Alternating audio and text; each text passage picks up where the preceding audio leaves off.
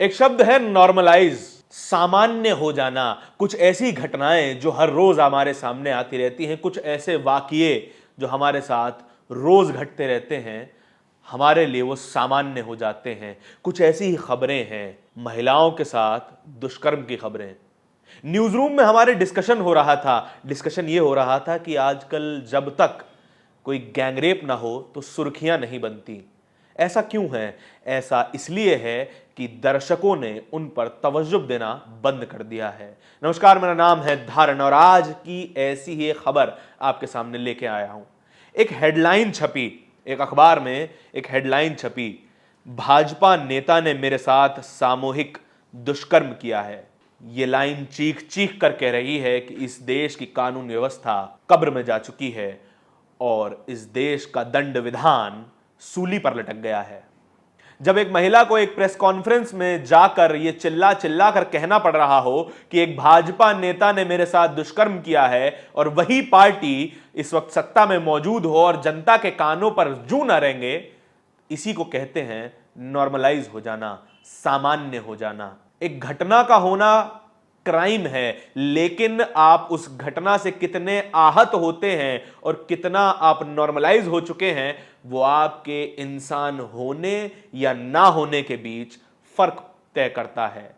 यदि आपको इन सब खबरों से फर्क पड़ रहा है तो आप इंसान हैं। यदि आपको इन सब खबरों से फर्क नहीं पड़ता तो माफ कीजिए, आप बंजर हो चुके हैं, आप इंसान नहीं रहे हैं। एक युवती जो कि नाबालिग है, उसका गैंगरेप होता है। लखनऊ में भी गैंगरेप होता है दोबारा और उस युवती को न्याय नहीं मिलता। उस युवती की एफआईआर तक दर्ज नहीं की जाती। उत्तर प्रदेश में एक एमएलसी है प्रज्ञा त्रिपाठी। वो युवती उस प्रज्ञा त्रिपाठी की प्रेस कॉन्फ्रेंस में पहुंच जाती है और उससे बोलती है, मैडम आप मुझे न्याय दिलवाएंगी, आप मेरी आखिरी उम्मीद बाकी है। वो एमएलसी अपनी ही प्रेस कॉन्फ्रेंस में उस युवती को जगह देती हैं, उनको बोलने का स्थान देती हैं और बाद में मीडिया से ये कहती हैं कि मुझे इसके बारे में पहले से कुछ नहीं पता था और जब ये युवती अपनी बुआ के साथ मेरे पास पहुंची, इस घटना का संज्ञान मुझ तक पहुंचा। और जब ये खबरें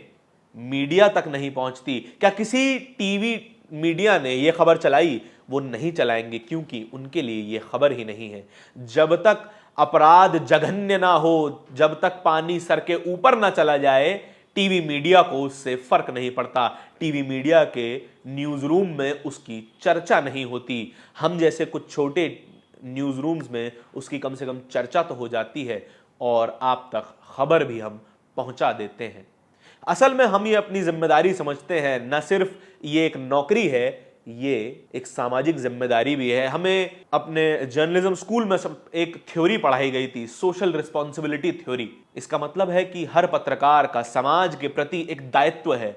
उसके सामने आने वाली हर खबर जनता तक पहुंचनी जरूरी है और ये खबर जब सत्ता में बैठी पार्टी से जुड़ी हो, सत्ता में बैठे एक विधायक से जुड़ी हो, तो ये क्यों नहीं आनी चाहिए। उत्तर प्रदेश, जहां पर कह दिया गया है कि राम राज्य आ चुका है, जहां कह दिया गया है कि सारे गुंडे मवाली जेलों में बंद हैं, वहां का विधायक, वहां का एमएलए युवती के साथ, एक नाबालिग युवती के साथ गैंगरेप करता है और उसकी एफआईआर तक दर्ज नहीं की जाती। युवती ये भी कहती है कि हम पर इतना दबाव है कि जीना दूभर हो गया है। कोई थाना, कोई पुलिसकर्मी हमारी एफआईआर लिखने तक को राजी नहीं है। क्या यही है रामराज्य? रामराज्य की कल्पना यह की गई थी कि हर किसी व्यक्ति के लिए न्याय होगा, हर किसी व्यक्ति के लिए सोशल जस्टिस होगा, लेकिन सोशल जस्टिस छोड़िए, एफआईआर तक दर्ज नहीं होती है। रामराज्य की परिभाषा क्या यही है? महिलाओं के रेप होते रहेंगे, लड़कियां रात को चैन से निकल नहीं सकती, रात को छोड़िए, दिन दोपहरी में भी महिलाएं सेफ नहीं होती हैं। प्रधानमंत्री मोदी चीख चीख के कहते हैं कि दिल्ली रेप कैपिटल बन चुका है, लेकिन जिस राज्य में उनके प्रिय योगी आदित्यनाथ की सरकार है, वहां पर भी महिलाएं सुरक्षित नहीं हैं। क्या नरेंद्र मोदी ये हिम्मत जुटा पाएंगे कि अपनी ही सरकार, अपनी ही पार्टी की एक राज्य में जो सरकार है, वहां पर जाकर ये कह सके कि उत्तर प्रदेश रेप कैपिटल बन गया है। एनसीआरबी का डेटा है, हर साल 38,000 रेप होते हैं इस देश में। 38,000 महिलाओं की, बच्चियों की, बुजुर्ग महिलाओं की इज्जत लूट ली जाती है, लेकिन खबरें नहीं बनती हैं। जब तक खबर का टेम्परामेंट चेक किया जाता है, खबर का टेम्परेचर चेक किया जाता है कि इस खबर में कितनी सनसनी है, इस खबर में कितना मसाला है, एक महिला की जिंदगी तार तार कर दी गई। एक महिला अब वो जिंदगी कभी नहीं जी पाएगी जो वो पहले जीती थी, लेकिन उसमें भी हम सेंसेशनलिज्म देखते हैं, येलो जर्नलिज्म देखते हैं कि हम कितना मसाला इस खबर में लगा सकते हैं, कितनी टीआरपी एक खबर से, एक हेडलाइन से निचोड़ी जा सकती है। अगर इन मानकों पे कोई खबर खरी नहीं उतरती तो वो टीवी में जगह नहीं पा सकती है। लेकिन आप अब भी इस टीवी मीडिया का दामन नहीं छोड़ेंगे, क्योंकि आपको अवध के नवाबों की तरह मुर्गे लड़ाते एंकर ज्यादा पसंद आते हैं, और आप भी असलियत का सामना नहीं कर सकते, क्योंकि असलियत इतनी विभत्स है कि यदि आप उससे नजर मिला के देखेंगे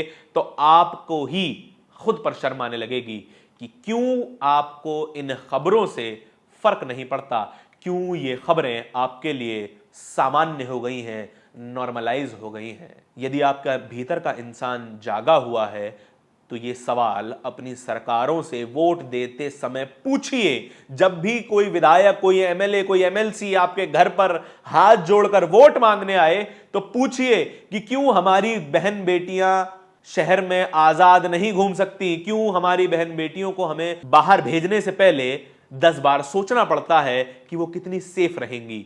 अगर ये सवाल आज भी आपके मन में है तो आपकी चुनी हुई सरकारें फेल हो चुकी हैं। इस पूरी खबर पर आपकी प्रतिक्रिया क्या है, ये बहुत जरूरी है।